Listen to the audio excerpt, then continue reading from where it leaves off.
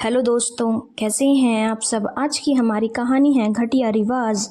लंबे थकान भरे सफ़र के बाद अपने पल्लू को संभालते हुए कोमल ने अपने पसीने को पोंछते हुए घर में प्रवेश ही किया था कि सामने देवरानी नेहा को देखकर वो हैरान हो गई। वो वहीं दरवाजे पर ठिठक कर खड़ी हो गई। यहाँ तो नज़ारा ही कुछ और था। देवरानी नेहा सूट पहनकर बिना पल्लू सर पर लिए वहीं सोफे पर बैठकर सासू माँ कोकिला के साथ बतिया रही थी और देवर नरेश भी वहीं बैठकर उन लोगों के साथ हंस हंस कर बातें कर रहे थे। यह नज़ारा देखकर कोमल सोचने लगी, जब 20 दिन पहले वो अपने मायके गई थी तब तो इस घर में सूट का नामो निशान तक नहीं था। तब तो सिर पर पल्लू रखने का रिवाज था। फिर 20 दिन में ऐसा क्या हो गया कि इन लोगों का इतना हृदय परिवर्तन हो गया।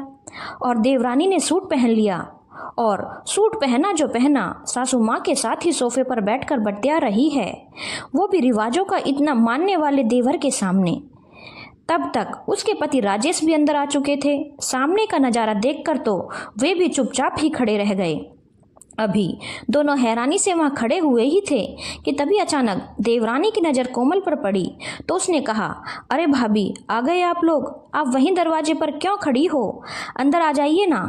अपनी साड़ी के पल्लू को ठीक करते हुए कोमल अंदर आई और सासू माँ के पैर छूकर उनका आशीर्वाद लिया और वहीं एक तरफ जाकर खड़ी हो गई और सब लोगों को देखने लगी।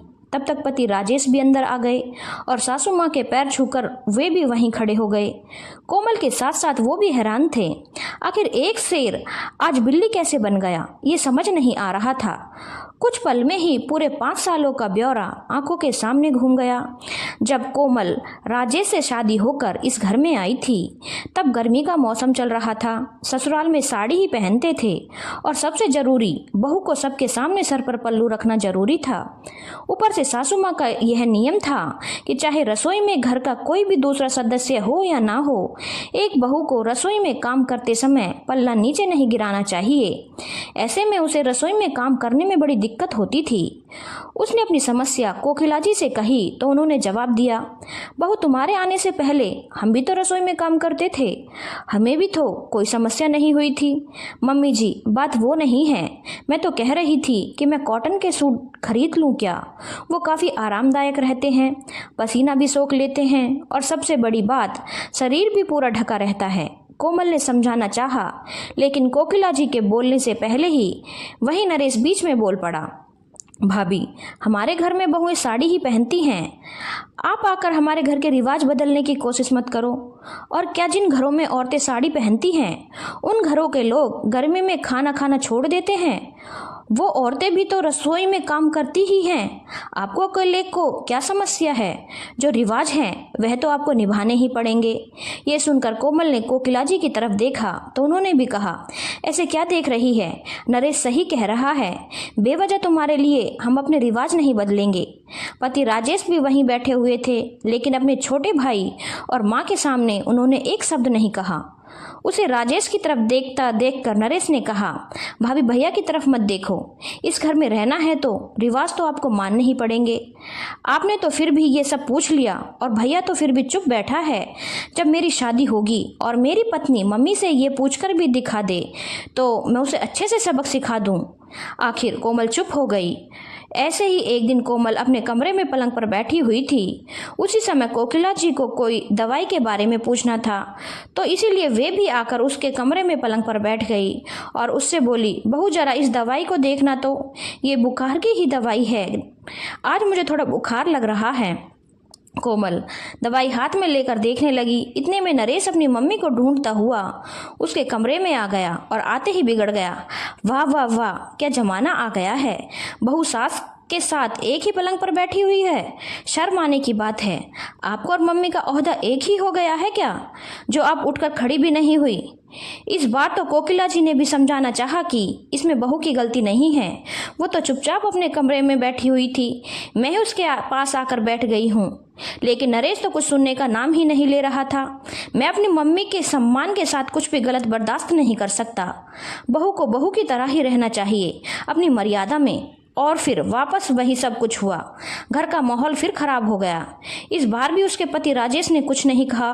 इन 5 सालों में तो उसे इन सब चीज़ों की आदत हो गई थी। अब तो वो एक बेटे की माँ भी बन चुकी थी, लेकिन उसके लिए कुछ भी बदलाव नहीं हुआ और ना ही कभी उसके पति ने उसके पक्ष में कुछ कहा। लेकिन आज क्या हो रहा है इस घर में? अभी कुछ दिन पहले ही तो देवर की शादी हुई थी नेहा के साथ, तब भी रिवाज यही था। लेकिन शादी के 20 दिन बाद ही अचानक कोमल को उसके पापा की तबीयत खराब होने के कारण उसके मायके जाना पड़ गया। 20 दिन से वो अपने बेटे के साथ अपने मायके में ही थी और अभी राजेश भी 5 दिन से ही वहीं थे। आज ही वापस लौटकर घर आए थे तो ये सब नज़ारा देखने को मिल गया। तभी कोमल के मन की बात को समझते हुए सासू माँ कोकिला जी ने सारी बातों को संभालते हुए कहा, संभालते हुए नहीं बल्कि लीपापोती करते हुए कहा, अरे बहू, आजकल गर्मी बहुत ज़्यादा तेज है। साड़ी तो गर्मी में झेल भी नहीं पाती और फिर रसोई में इतनी गर्मी में काम करना पड़ता है, कितनी परेशानी होती है। इसीलिए नेहा ने सूट खरीद लिए। ये तो बहुत आरामदायक होते हैं, देख इससे शरीर भी पूरा ढका हुआ रहता है। मैं तो कहती हूँ कि तू भी सूट खरीद ला। तभी देवर नरेश भी बीच में ही बोला, और फिर भाभी, सूट कितना कंफर्टेबल होता है? मेरे हिसाब से तो जो कंफर्टेबल हो वही पहनना चाहिए, इसलिए मैं आपकी देवरानी के लिए खुद बाजार जाकर सूट खरीद लाया हूँ। कोमल ने पलटकर अपने पति की तरफ देखा तो वो नजरें झुकाए खड़े थे। कोमल को अपनी तरफ देखकर आखिर राजेश चुपचाप आगे आया और अपनी माँ के पास जाकर बैठ गया। एक पल के लिए तो कोमल ने सोचा कि चुप रह जाऊं, क्या फायदा कुछ कहने का, आखिर घर की शांति ही भंग होगी। पर फिर उसने सोचा कि अभी जवाब नहीं दिया तो कब दूंगी। उसने लंबी सांस भरते हुए कहा, सही कहा देवर जी, गर्मी तो वाकई बहुत तेज है, पर यह गर्मी तो अभी आपकी शादी के बाद ही पड़ने लगी है, वरना पिछले 5 साल से तो गर्मी कहाँ पड़ रही थी। बड़ी बहू तो पत्थर की थी, उसे गर्मी कहाँ लगती थी। पर चलो, कुछ तो अच्छा है, कम से कम अब बदलाव की बयार बड़ी बहू के लिए भी हो जाएगी, वरना रिवाजों के बिगुल बजाने वाले कहाँ शांत बैठते थे। कोमल के ऐसा कहते ही सबके मुंह फूल गए। फूलते हैं तो फूलने दो, मुझे क्या फर्क पड़ता है, आखिर सच उतना ही बुरा लगता है तो ऐसी हरकतें करते ही क्यों हो। कोमल ने मन ही मन कहा और अपने सर से पल्लू हटाकर चुपचाप अपने कमरे में रवाना हो गई। धन्यवाद दोस्तों।